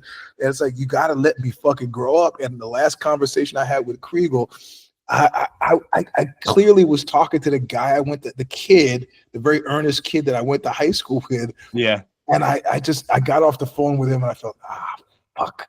I did that thing to him that people do to me and that I hate. I was not relating to the man, Mark Kriegel. I was relating to the sophomore. Right. Mark Kriegel. So, but I'm super happy that he's made his mark, in this arena. I mean, my only regret is that I always like it better when the sport guy has been in the sport. Yes. So and I don't know enough about his life since college or since high school to know whether or not he's boxed at all. But I sort of appreciate that more, So you get these Stephen A. Smiths and Skip Bayless, these guys. Right. Yeah. See, the Laura Sanko for MMA, she's actually an MMA fighter, right? So I value her opinion, but in Dominic Cruz in ways that I don't. John Anik maybe just does it. I don't know. I don't know. Yeah. But anyway, I have that same problem with boxing judging, and I'm always talking about how a bad scorecard, especially with a young fighter, can change the trajectory, future financial possible earnings, you know what I mean? And you're seeing, and I won't mention any of my name, but you're seeing these guys sitting ringside, 70, 75 years old, never maybe had a meaningful confrontation in their life. And it should be guys that, even if they only did it on the amateur level, they know what to look for when two men are engaging in combat. They've climbed through those ropes themselves. Let them be the ones who sit there and judge a fight. Yeah. Somebody said a good MMA boxer, and somebody was emulating his style, and he just said he couldn't take it anymore. And he goes, I'm doing that with my feet because my feet put my body in a position where I can more effectively make this strike. I'm not dancing. Yeah. It's like, so if you get somebody who's boxed and really, understands what's, the switches, crossovers, and this stuff that you just, that they teach you if you're 10 years old and boxing in the boys club like I was. This is shit they teach you, but how you gonna get a judge who doesn't know and or appreciate, or sometimes I've been at these fights, walk by the table and the judges are fucking looking at their phones, man. Right. And that affects these guys' livelihood going forward, though. Yeah, 100%. You got to get it right. You're in a position where you have to get it right, Well, and also too, at least as far as MMA is concerned, Dana White said, "Oh, I don't have anything to do with the judging," but yeah, you do. Come on. Yeah. Who are you fucking kidding? We don't believe it for a second, I've also had the conversation too where and again, this goes back to Turki Al-Sheikh, the Saudi guy who's kind of partnered up with Dana. He made comments, you may have heard this a couple months ago, where he said, and of course he's paying the fighters, he's putting on these promotions, but he made a comment that he doesn't want to see Tom and Jerry style fights. So he's basically saying, fucking guys who are engaging in the art of hitting and not getting hit, which is what boxing is at its fundamental core. You know what I mean? He wants to see, all these Gaddy Ward slugfest, stand in the middle of the ring, give me blood, give me guts, basically human cockfighting. And I've asked guys, how do you feel about that? Because usually when a guy develops a style of fighting, if he's a tactician and a technical boxer, he's probably been doing that. Shakur Stevenson to be a good example. He's probably been doing that from a young age. He's not going to suddenly become some brawler, you know what I mean? Because you're paying the freight now, and suddenly you don't want to see that or appreciate that style. Yeah, and the thing is, if you have the eyes to see, that shit's beautiful, man. Beautiful. Yeah. Listen, I fought a guy, a boxer, and semi-pro boxer, and he said, "Come on, let's go." Because I told him a story about me challenging Holyfield to a boxing match. Yeah. When I interviewed him, he's like, "He would have killed you." I go, "Yeah, I know. I realized that." He goes, "But you," and I outweighed this guy by about 60 pounds. So I figured I was safe, and we go in the ring, and bro, it was embarrassing, man. The guy, I couldn't fucking hit him. Yeah. Absolutely couldn't fucking hit him. Not even close. I'm like trying to bull rush him to engage, to get a clinch going and hit him on outside the clinch. And he was just, I was looking at his feet, and it was like watching a great tango dancer. He was just elusive, man. And if you can't appreciate that, then go to pro wrestling. Yeah. I don't know what to fucking tell you. You don't know how masterful that shit was. Get the fuck out. Go watch something else, please. Yeah, and that's why this guy trying to convince us that he's getting into boxing for pure reasons and he's really a fan. But that seems to be going over his head, though, man. That's a facet of boxing that, as you said, it's beautiful to watch. And granted, you might not always, you might feel like when you're watching it, you're getting shortchanged on action, man. But when you really know what you're watching for, you're not. Of course. Yeah. So. It's definitely for the hardcore fans, man. Yeah. Your casuals might say, I want to see blood. I want to see knockdowns. I want to see cuts. I want to see, knockouts. You know what I mean? But that's not what boxing's all about, though. Yeah, they don't call they call it the sweet science. Yeah, for a reason. Yeah, there's just a very specific reason. You can't appreciate it, then do something else. Man. Yeah. So. Listen, man, I always love talking to you, man. Thanks for being so generous with your time, man. It's always great to catch up with you. I'll stay in touch. We'll definitely do it again, my friend. All right, send me a link when you got it. Always, brother. Yep. Good talking to you, Eugene. Later. Thank you, man. Bye-bye. All right. Later, my man. And there he goes, folks. Yet another great conversation in the books. Very much some mood lighting going on there.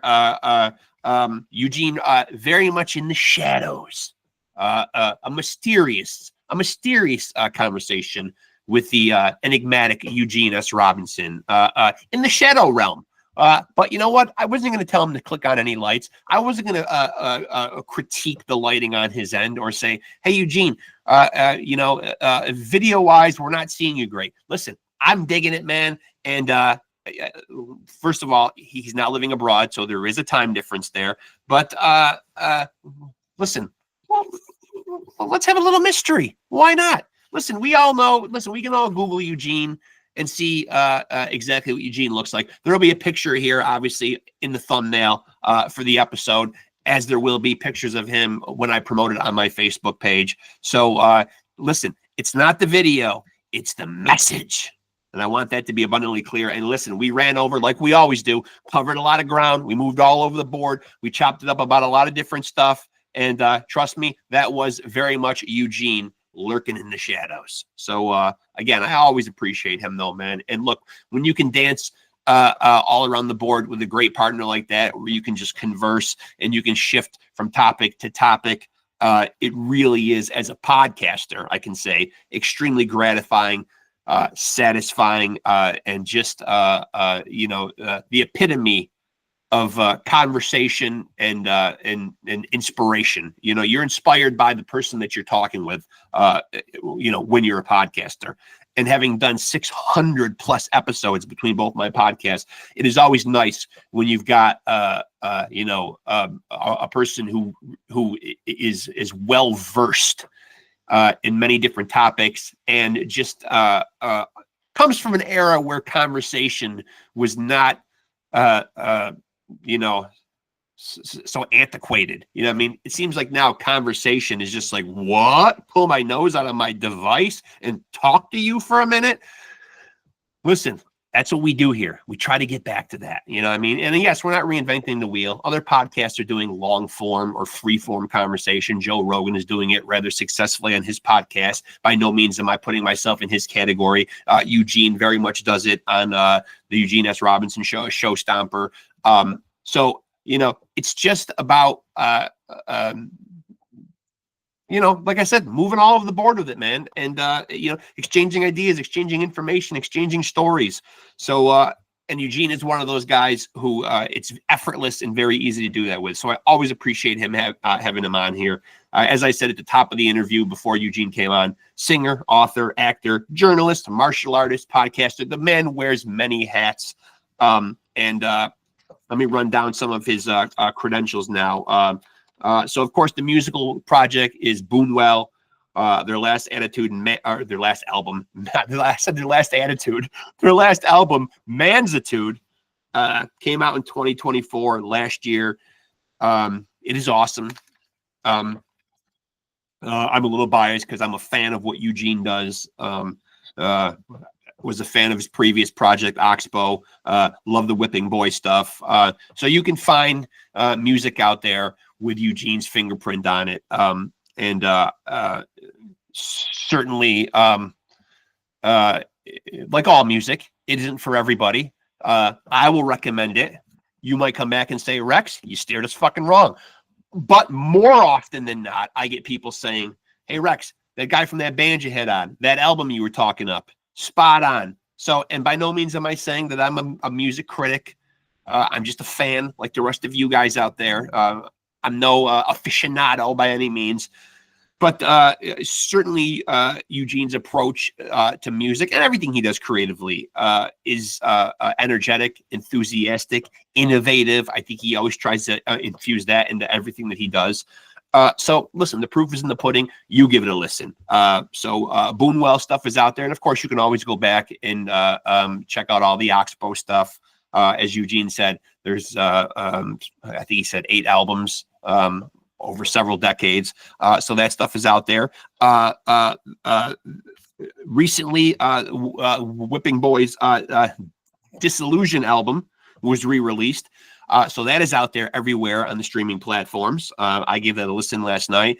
And then there's the books. A Long, Slow Screw. He also has Fight. And stay with me, folks. This is a long title. Fight. Everything you ever wanted to know about ass kicking, but were afraid you'd get your ass kicked for asking. That's a mouthful. That's kind of like Pearl Jam's Elderly Woman Behind the Counter in a Small Town. A long title, but an amazing book. Really just a compendium,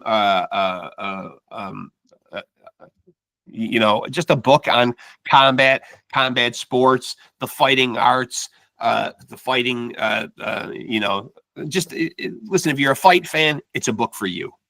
If you're a fan of, really, I can say it transcends any specific fighting art. If you're a fan of combat and combat sports, I think, in my opinion, you will enjoy the book. And then his memoir, A Walk Across Dirty Water and Straight into Murderer's Row. I thought I had a copy of it up here, a physical copy, and must be downstairs.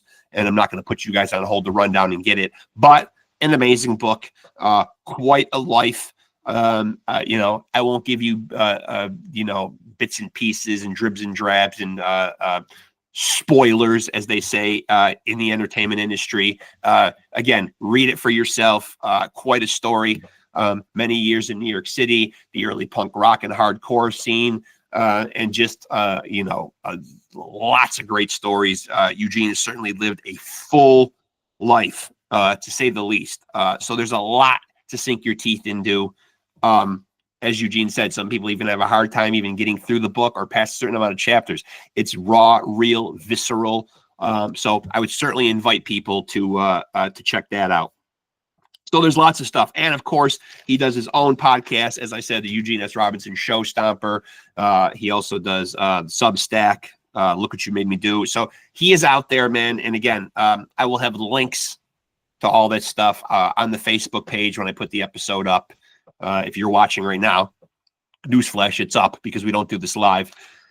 So go check out the links. Go check out what Eugene does. And there's certainly plenty of him out there, man. So if you enjoy him, and he's out there in many different formats, musically, in the literary world, in the podcast world. So certainly seek him out, and more importantly, support the endeavors that he does. Listen, guys trying to make a living. We're all trying to make a living. So, and he's not in Metallica, you know what I mean? And he's not Joe Rogan, much like me. So his podcast, he does ask for contributions, a little bit of support, which I may have to start doing. I have a day job. Would I love to not have a day job? Yes, I would. Would I love to be a full-time podcaster? Yes, I would. But listen, it's not always that simple. So show some support. BUNUEL, if they're coming through your town, go check out a show. Buy some merchandise. I say this all the time. Support the musicians that you love. They're out there trying to make a nut just like the rest of us, man. And if they're not coming through your town, that doesn't have to stop you from going to their website, buying some merch, picking up the album. If you're into the physical copy, if vinyl's your thing, go to your streaming platforms, purchase the album, stream the album. And, hey, artists, I think sometimes are not viewed sometimes as, working folk. But they are. So, and they need support. They need to feed their families. They need to take care of their children. So, be supportive, I guess, is my end thought here. So again, another great conversation. My sincerest gratitude to Eugene S. Robinson. I always enjoy having him on, man. And hopefully we learned quite a bit about him today, man. Try to dig in deep, man. Had him on 2 other times. So try not to hit on some of the same talking points as I have in past interviews, man. So hope you guys dug that episode. Now I'll get down to pimping my own podcast. The Pimp Hand is feeling pretty strong. If you got a podcast, you guys know, so do 7 billion other people. And that number's inflated. That's not an actual stat, man. I like to embellish. So here we go. The Pimp Hand is feeling strong. So make sure to tap into Pod Scum on Facebook, first and foremost. Both of my podcasts are sharing one Facebook. I will not carry 2 Facebooks. It is absolutely ridiculous, and I do not have the time. So you get updates on both podcasts through one Facebook. And that page is Off the Couch Boxing and Pod Scum. You'll get updates on new episodes, when they are dropping, who will be on said episodes, and any other big news, whether it's in the music, arts, and entertainment world or the fight game in the boxing world. I try to keep you guys, my brethren out there, informed and in the loop. So if something pops up on my radar and it's newsworthy in the boxing world or in the music, arts, and entertainment world, I put it up there, man. Whether it's announcements on big fights, fight results, breakdowns, predictions, analysis, new albums dropping, tour dates, anything that is pertinent to either one of the two worlds that I kind of dance between. So tap in with us on Facebook. And of course, Instagram, which I have tried to be much better at, making shorts, making reels, and trying to be more active there. And believe it or not, that Instagram page is growing. Being 52 years old, I am not from an era of technology. So I am trying. Someone got in my ear and said, be a little more active on your Instagram page. So I am trying. So Off the Couch Boxing and Pod Scum is also on Instagram, and you can check us out there. And listen, your boy is trying, and I am much more active on there. So you can tap in with us there as well. And of course, if you're watching this right now, you are in the right place. This is where you really need to be, where the real shit goes down. These amazing conversations happen. So if you're here, like, subscribe, and smash that notification bell to stay tapped in. And, if you enjoy the content, and there's lots to sink your teeth into, we are north of 300 episodes of Pod Scum, and we are knocking at the door. We're in the 290s of Off the Couch Boxing. And I always say it, there's something there for everybody. So go back, peruse those past episodes. We have had many, many epic conversations with folks from both worlds. So, dive on in, check out the past episodes. And again, like, subscribe, and hit that notification bell. And make sure to heed your boy Reckless Rex's words when I tell you to take it easy and keep it sleazy.